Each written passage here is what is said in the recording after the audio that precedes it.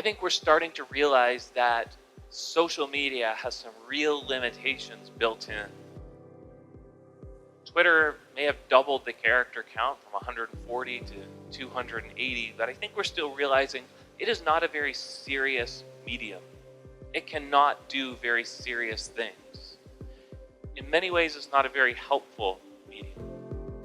I think in some ways we're learning that about Facebook as well, that there's certain media that are helpful for some purposes but not for others.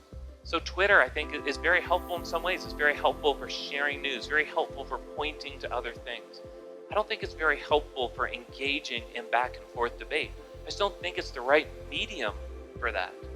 Right? Not every medium can carry out every purpose. I don't think Twitter is the right medium for great debate. I don't think Instagram is the right medium for theological debate. I really don't think Facebook, which allows longer content, I don't even think that is really a great medium for debate.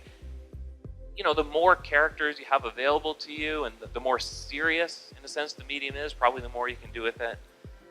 I just think over time we're realizing that really we've got to get back to face-to-face, real conversation with real people where we're acknowledging one another's humanity, we're sharing space, we're reading non-verbal cues, body language, and all of that. So we're really engaging with another person, or going to more thoughtful, thought-out forms of conversation. So maybe that's blogging, maybe that's more book writing, but not where we're just throwing things back and forth thoughtlessly and quickly and without context and without emotion, or without being able to display more about ourselves through emotion, but we're just blasting back and forth. I think we're probably going to look back a few years, look back at this era of social media and kind of laugh that we ever tried to do anything serious with it.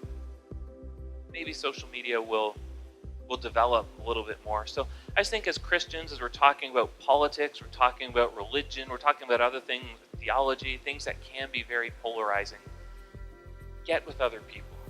You know, don't engage online in things you're not engaging face to face. If a big conversation out there is race right now on the internet, on social media, probably don't talk about it a lot online if you're not talking about it in real life first.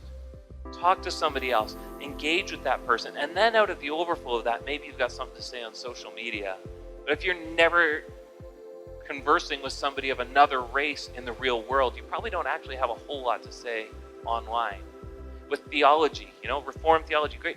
Find someone in your life that you can talk about with those things. So maybe somebody who's really interested in that theology, you can have a good back and forth, and then maybe you've got something to say online. I just think when we're abstracting these things, when we're living online instead of living in the real world, I just don't know that we're being that helpful.